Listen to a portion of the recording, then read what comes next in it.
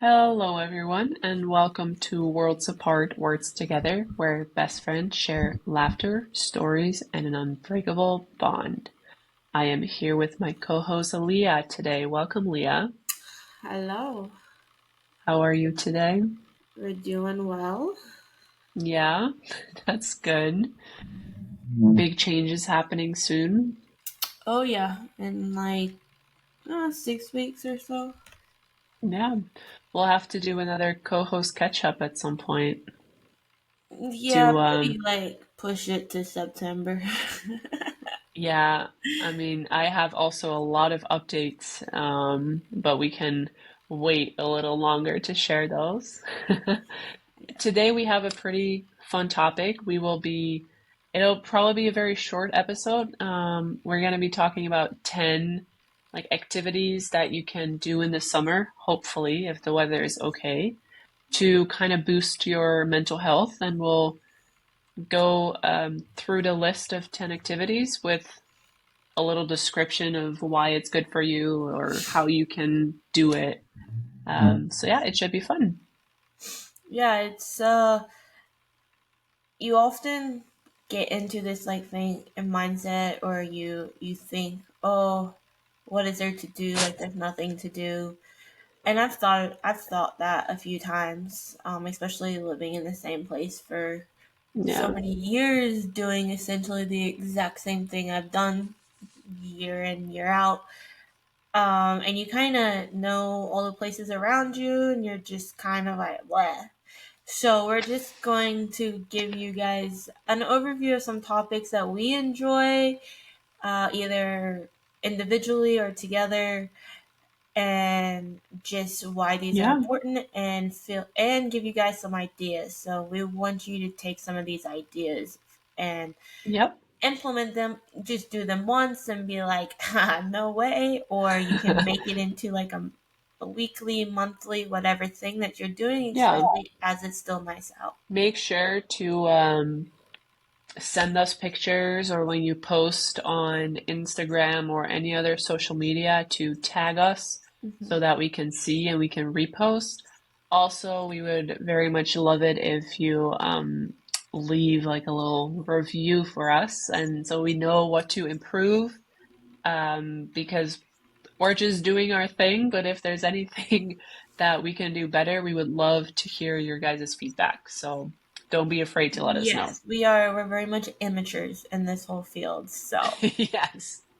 And we probably will be for a while unless you guys let us know what we need to change. So I think we're gonna go ahead and kick off with number one. Number one is like hiking or walking outside in nature. And we've talked about this one a couple times in previous episodes, but getting out, hiking, and walking in nature is a fantastic way to immerse yourself in nature while getting a great workout. um, it's actually been seen that like the rhythmic pattern of that walking or hiking can have meditative effects, which help reduce the stress and anxiety. And also, being in areas with varied terrain and beautiful landscapes can also improve mood and increase just overall Hmm. happiness that boosts of serotonin. Some studies have actually shown that spending time in green spaces can decrease symptoms of depression and anxiety, which I did not realize, but it makes sense. Yeah. Which kind of leads straight into our beautiful second activity, which is gardening or yard work. Um, Depends who you are. so Let's just say that. yeah, I kind of love it. If it's nice, like nice out, if it's nice yard work, if it's just blowing leaves, no, I don't need to do that. But if I really see a result in my yard or garden after doing some work, perfectly fine. But yeah, gardening is seen as a therapeutic activity that kind of allows you to connect with Earth. It can also provide a sense of accomplishment and purpose when you nurture plants or when you let things grow, like tomatoes, strawberries. Also, the physical activity involved in the digging and the planting and the weeding can reduce that stress, those cortisol levels, and can improve mood. Also, the exposure to the sunlight will help your body produce the vitamin D, which is a crucial vitamin for mental health. Oh yeah. Now, during COVID, I decided to strip an avocado and use that pit to like grow an avocado plant. We are 4 years in, and it is this like 2 meter, like 6'8" tall tree, and it's grown so much in 3, 4 years. And that just gives me satisfaction because every time I look at it, I'm like, wow, I grew that from a little seed. How And you many can do the years same. away from producing actual avocados that you can eat? 3. On average, it takes 7 years for them to fully grow and produce avocados. So I have to wait a little longer. But you can also start small. Things like tomatoes or onions, garlic, they are really easily homegrown. Herbs in general are pretty easy. You Yeah, can do in your mint, house. Yeah. growing some mint right now too, and it tastes so much better than store-bought mint. Hmm. And you can literally Google it and be like, how to grow mint, and it'll show you.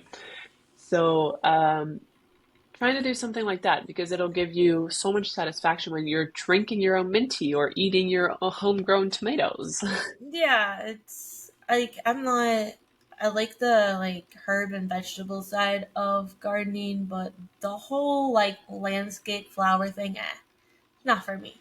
That's not for me really either. But I know a lot of I people who like it. My grandmother every year goes crazy about it. So like I know there's that satisfaction in that side of gardening. It's just I think if you have like a nice yard with grass and just some plants here, plants there, you might, but we have um like rocks in our home or our yard.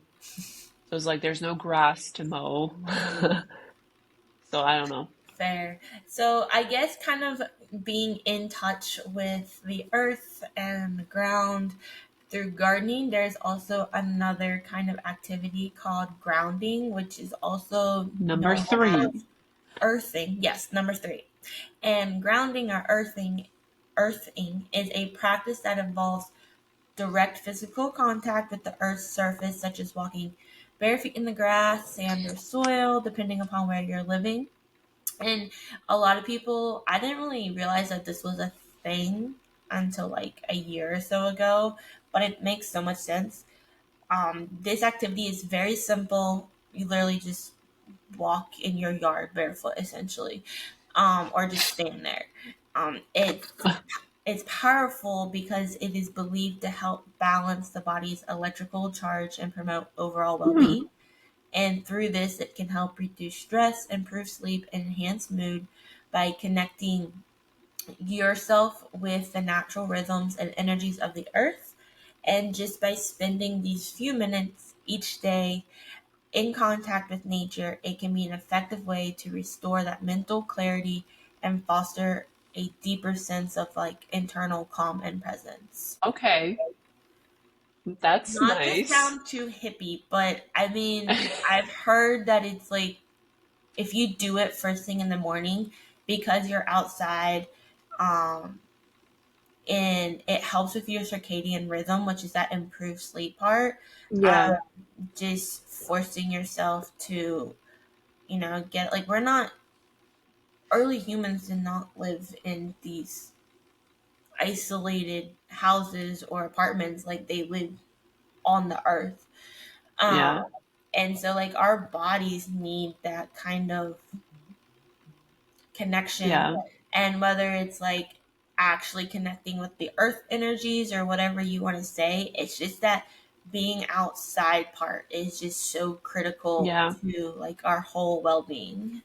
Or even first thing in the morning, open up your curtains and let in Hmm. that natural light, and also opening a window to get that Yep. fresh air. if you didn't already put or have the window open. Yeah, Because for sure. here If a you lot don't of have houses, like yeah, some houses like you're saying don't have like that grass or the ground or whatever. yeah, So yeah, or AC. Like we don't yeah. have AC in our home, so we always have the windows open. hmm And that's so good to have the constant like movement of fresh air because it's not Yeah, really good for you to sit in an air conditioning space all the no. time. Like it's Like it not feels good. nice when it's hot as shit out, but Yeah, but it's not good for your lungs really. It's not really like there's just like if you're prone to allergies, it's not good. Like there's just a lot of things that yeah, it's a modern thing that's really helped, especially when yeah. it's hot out. But understanding that that fresh air, that sunlight, being in touch of the natural world and cycle, and it just makes such a big difference. Yeah, totally. So even if you are living in an apartment where there is AC, try to turn it off every now and then and just let some fresh air come into the space and let some sunlight let into the space because you'll feel so much better. Um, and then, so the next point, number four, is cycling. Now, here in the Netherlands, people cycle all the time and everywhere. And I know in the US, in some places, it is almost impossible to cycle because the roads are not designed for other users but cars.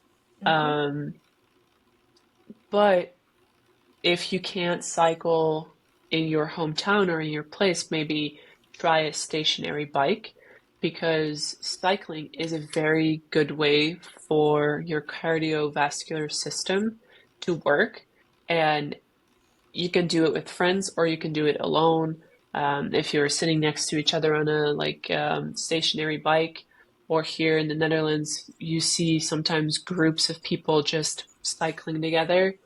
The repetitive motion can also it requires focus and it can help clear your mind, can help reducing stress, but also enhance cognitive function, which is something I didn't even know that it Mm-hmm. would help with.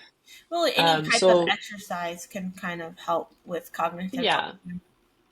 that is true, but you never really think about it, especially for us, cycling is such a day-to-day activity that we're not even thinking like, oh, this is good for us. It's just a way of transportation. Yeah. Um, but for people in the US, in most places, there isn't the opportunity to really go outside and cycle. Um, but anyway, if you do have that opportunity, maybe explore some trails or paths because that could add to your sense of adventure and excitement to your day-to-day routine, which is also beneficial for that mental stimulation. Yeah, for sure. And honestly, like we said, any kind of outdoor activity is Yeah. good for your body, your brain, for everything, your emotional aspect, your mental aspect. So our fifth point is I know it's common. I I don't do that. I'm gonna be honest. This is not me. But our It is fifth not me either. our fifth point is to do outdoor yoga. And this is like really popular. I want to say like in South America country, like some cultures down there, or Probably LA too. maybe so like European. I'm sure there's like some like I don't know. You do have hot yoga. I'm sure there's outdoor yoga. I don't know. Um, but any kind of like culture where martial arts is kind of big, or just Yeah. I don't know. But the practicing yoga outdoors combines the benefits of that physical exercise, the mindfulness that comes with the like type of exercise that you're doing, and nature. So you have that fresh air again, the natural surroundings. I can't imagine wanting to do this with like a bunch of semis and stuff going by. So if you're in a city, I don't know, but you have that fresh air, the natural surroundings, and this can help. deepen that yoga experience, make it more grounding and peaceful. It obviously can help with flexibility and strength, and then additionally, that mental clarity. And with that, again, comes the reducing of the stress, anxiety, and Yeah. whatever you have going on. Now, if you're like us and you're not about to do some outdoor yoga, you can always start with trying some indoor yoga. Um, you don't necessarily have to take it Or outside. stretching. Um, Like you can do stretching. You don't have to yeah, take you can do yoga. stretching. You can do a bunch of different things, maybe even some small stability movements, whatever it is that you want to do, but doing some of that mindful exercise could already be a very first, like, good step, Yeah, which, and if oh, you go ahead. have, if you don't want to necessarily do the whole physical aspect of it, just finding a park and a bench or on a hill, and you can do like meditation or mindful Yeah, readings or uh, deep breathing or whatever you can, just to yeah, help control the central nervous system, to help bring down like your cortisol or anything that's just go go go go go in today's society. Just yeah. you can Take a take that moment approach as of, well, and it's very beneficial. yeah. And then onto our second point, which is the activity of kayaking or canoeing. Hmm. Canoeing. I don't know English very well. Um, so with the summer, we like, well, not everyone, but a lot of people like being on the water. And activities like taking a kayak or canoe can offer a very unique way to connect with nature because you see the nature from a different perspective. Also, the rhythmic paddling and the sound of the water can be incredibly soothing, which is also why I take the best naps when I'm on a floaty on the water. These activities also require some focus and coordination, which can help distract you a little bit from the day-to-day life and promote a state of flow, which flow is a very healthy state to be in sometimes. So maybe stimulate yourself to kind of get into that flow. It could be very beneficial. And being on the water also provides a sense of freedom, which I think is fun to add there. Yeah, it's obviously be smart about it, because you can get going for a while and then you're like, oh, now I have to go all the way back. But Yeah, it's um, hard. it Like, is if you hard. haven't done it often, it's so hard. It is hard. It's a good workout. Physically, it is a more core and upper body kind of demanding activity. But yeah, there's just so many benefits from being physically active and out on the water and all of that fun stuff. So we're going to move into number Hold 7. on. I want to help people remember though, when you're on the water, make sure to use sunscreen a lot. Yeah, you'll need sunscreen. Yeah, if the sun is out, you'll just get burned way more easily. So use that sunscreen to protect yourself. Okay, go on. So we're going to move on to number 7. And this one, again, it's definitely not me. Um, but bird watching. I know it's very Oh my popular. God. And clearly Mart really likes this activity. So, No, no, Michael likes birds. oh, well, then you and He Michael doesn't can do go. bird watching, but he can identify like every bird he sees. Oh, yeah, no, that's also not me. Yeah, not But me either. I'm like, it's a bird. like a lot of people like to listen to birds and the bird noises, and they can identify off the bird noises what kind of bird it is. And a lot of things, like people will hang bird feeders out and watch the birds come in the summer. And so, like, a lot of people like the bird watching activity, and it is a mindful You activity. shouldn't put bird feeders out in the summer though. A lot of people do. Only like water, because at least I've always been taught, and the summer birds are very capable of finding their own food. So if you have bird feeders out in the summer, they'll just get like fat Oh, because a they'll eat lot too of people much. here do it in the summer. I don't know. Like they do it year round. Weird. Yeah, I don't know. Here But it's only anyway, like bird food is only sold in the winter months. that's just another one thing.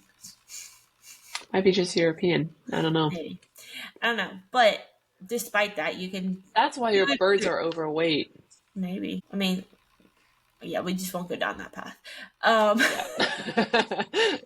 Anyway, Explains a lot. you can do this naturally as well on a walk or a hike that we Yeah. mentioned earlier, or even while you're out on the water, on the banks. You can probably see or hear them. So you can do them a variety of different ways. But it is a Yeah. mindful activity that encourages patience and observation. It can be calming and educational, fostering a deeper connection with that nature.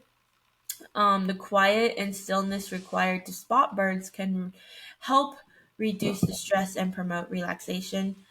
Additionally, the sense of accomplishment on being able to identify these different species and different types can boost self esteem and happiness. There you go. Maybe that's what I Which, should do. I honestly, don't think maybe I you can should do try it that. out. Hang No. up a bird feeder in the apartment.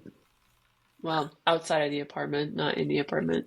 This leads us into our eighth point of activity, which is rock climbing. Now, for some reason, rock climbing has become very popular over the last few years. I'm not a person to do it. I don't like it.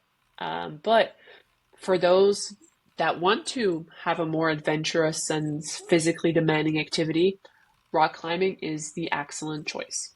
It does require a lot of concentration, problem solving, and physical strength, making it a great way to focus the mind and build resilience. Also, overcoming the challenges of climbing can provide a sense of achievement and boost confidence. Now, I would recommend going into like one of those halls where they have the walls that you can be attached to something instead of just going outdoors and find some rocks to climb because Yes, that you will gotta not be be safe. recommended. Please be safe. Yeah, but yeah, that'll be a great activity. You can also go just with a group of friends and try different routes of rocks. Like it'll be fun for sure. There's also so many different types of rock climbing, and I don't know them Yeah. all. I've gone No. rock climbing. I don't mind it. I kind of actually like it. Going to like those halls and stuff, most of the time you have to pay or get a membership, which can be pricey. But Yeah. the physical strength required to do something like that It's is insane. insane.